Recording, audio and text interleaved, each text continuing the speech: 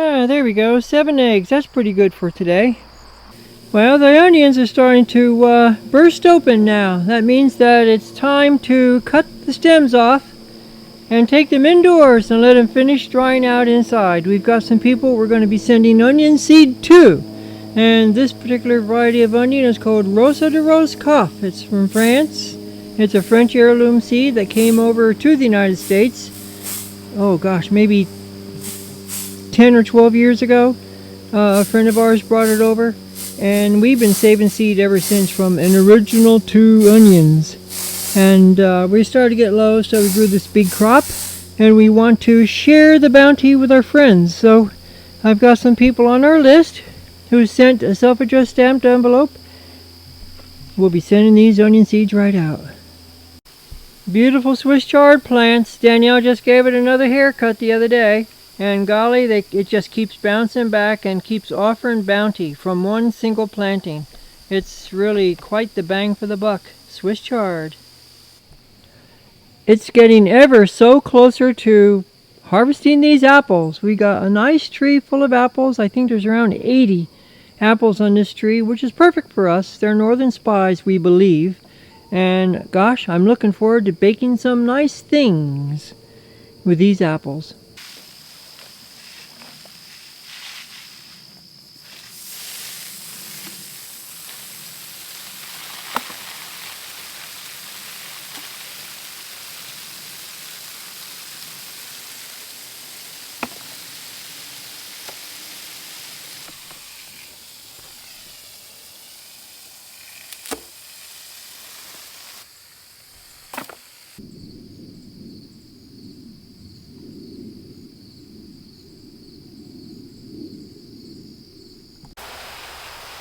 Some folks have asked about what variety of tomatoes we're growing this year, and we've been pretty much stuck on San Marzano for our sauce tomato.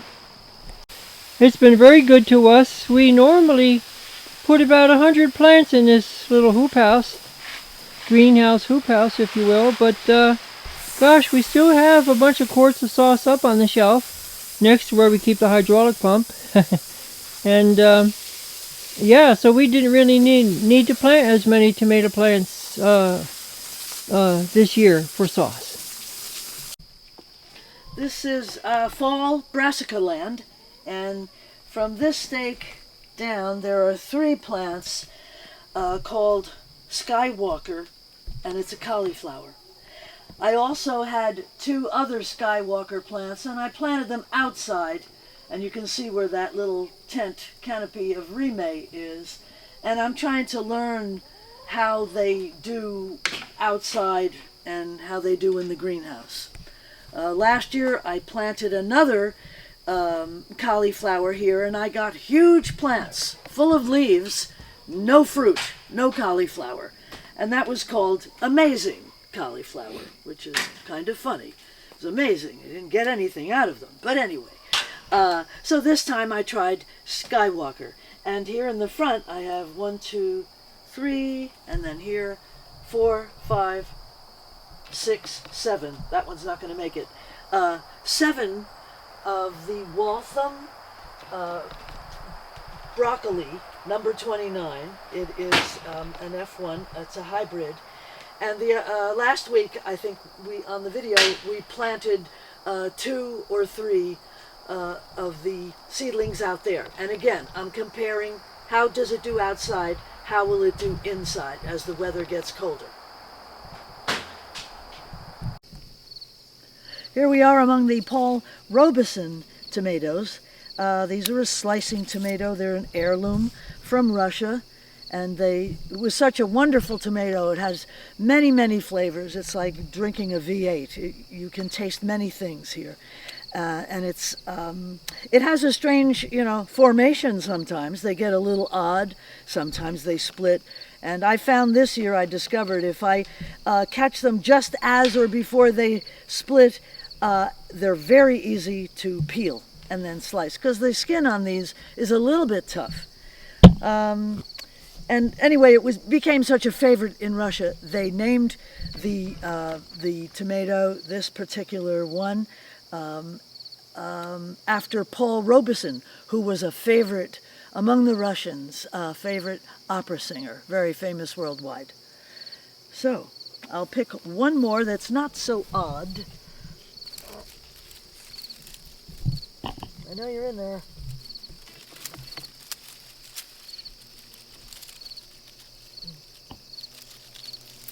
Oh. Oh, so here's one that looks, sort of like your perfect quintessential tomato. And it's very nice. The leaves were starting to get a little dry at the tips, which is a sign they'll be ready. Other times there's a little joint almost in the stem, and they say when the when the little leaves are all brown and they're ready to fall off, they're ready. But I found that is way too ready for this tomato, and you can't handle it. It's just too soft. But it is a really outstanding tomato for flavor. Does anyone out there know what this footprint is? I saw it this morning. Right there. I'm guessing something like muskrat or raccoon or something like that. I'm not good with footprints. And here's another one right there. I don't know if you can see it. Use my hand as a reference for its size. Interesting. I don't know what that is. It's always nice to know what's running around your garden. I'm guessing that whatever it is probably ate that tomato. It ate that tomato. I'm guessing the same animal did that. Well, there's our flax being dew-retted. Dew-retted meaning it's picking up moisture from the morning dew, and that moisture is going to ret the bark off of that bast fiber plant, as opposed to putting it in a retting pond. We do have a retting pond or a retting tub, and we have used that in the past, but this year we decided to try the dew-retting method. So there it is. As you can tell by the various puddles on our silage tarp, that's proof positive that we have had some rain. Not as much as we'd like, though. Zucchinis are a little slow this year. I see one on there we can probably pick in another day or two. Otherwise, that would be about our third or fourth zucchini so far. Barbara Damrosch's book says that the average family of 2 to 4 people only need about 2 zucchini plants. So that's what Danielle chooses to grow, and that's good. It's all good, right? So up at the house, we're working on firewood. We should be done with that in about a week, this batch anyway, and then once that's tucked away safely in the woodshed, we will be ordering another shot of it, another couple cord or 2 or 3, and then. But after this particular batch of firewood is done, I'm going to come down here and start harvesting these potatoes. There's still a little bit of green left in them. They're on their way out though. They're just about done. So I'm thinking that by the time I have this first batch of firewood done and in the woodshed, these potatoes will be about ready to come out. And then after the potatoes are put in the root cellar, and we'll show you how we do that for storage. Then we're going to come back here and start digging out all these carrots. These carrots we've already been taking from this carrot row. And oh golly, this is our best year ever growing this particular variety of carrot. It's called Scarlet Nance. There's also another variety of carrot called Nance, but this one is Scarlet Nance. It's open pollinated. It's an heirloom, and we are saving seeds from it. So that's a great project to have. I don't know if the camera can pick it up, but down there past that white stick lying horizontal on the ground is another batch of Swiss chard. Swiss chard is one of our favorite vegetables, and this is our succession plant. And if you've been following the channel, you've heard me say that this particular row had been one of our garlic rows, and as soon as the garlic came out on July 31st, we rototilled, put compost in, readied the bed, and put these carrots that you see here in the beginning and that Swiss chard. Turned it right over. So we did that to this bed. And to this other bed, we did the same treatment. It had been garlic along with the other one, and we rototilled it, put compost in it, worked on it, turned it over, and Danielle put a bunch of different brassicas in, and she already did a video showing you how and what she put in here for brassicas. So that's all exciting stuff.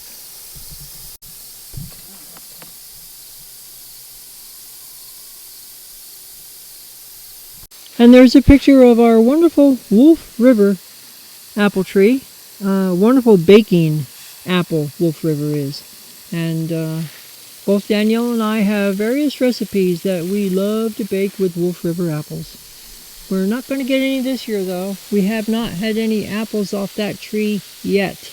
We're hoping that next year is going to be the first year of that. So cross our fingers and we'll let you know then. This apple tree is called Gold Rush, and our friend Soren, who works for Fedco Trees, came over one day and planted this tree where we had lost an apple tree.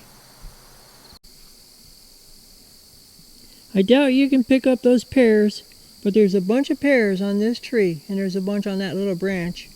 I tried to zoom in close for you. It's hard to get a good shot of it against that sky in the background.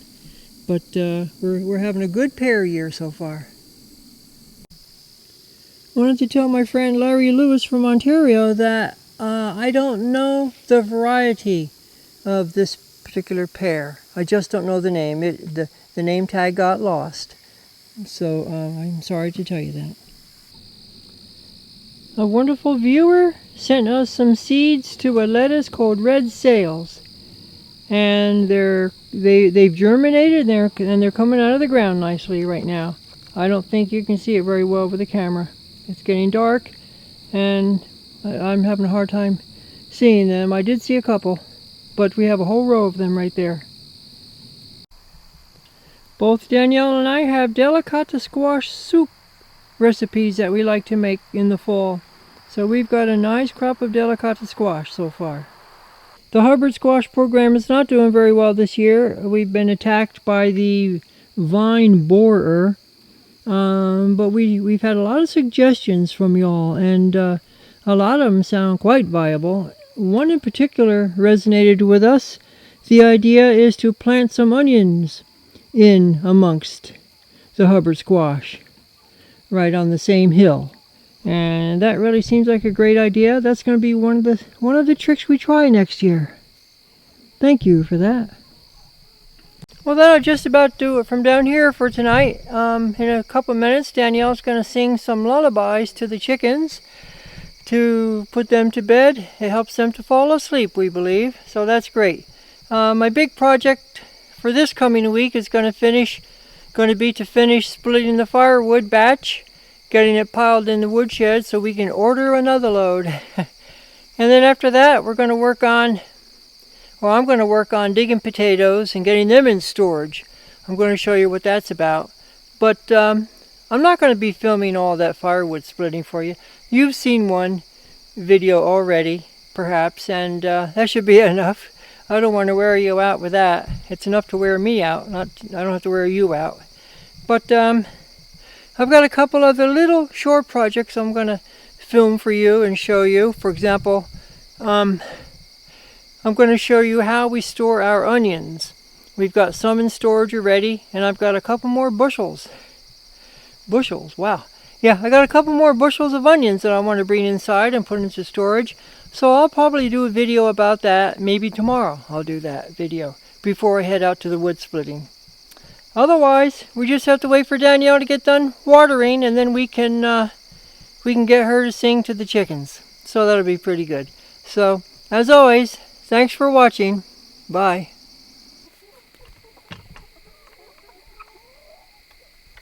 Hello, ladies.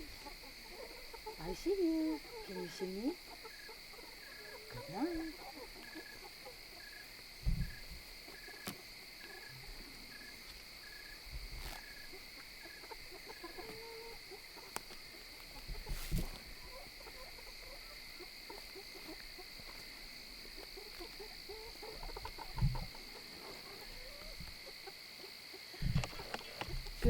Good night, ladies. Good night, ladies. Good night, ladies. I hate to say good night. Good night, ladies. Good night, ladies. Good night, ladies. And Emily, I hate to say good night. You want another one?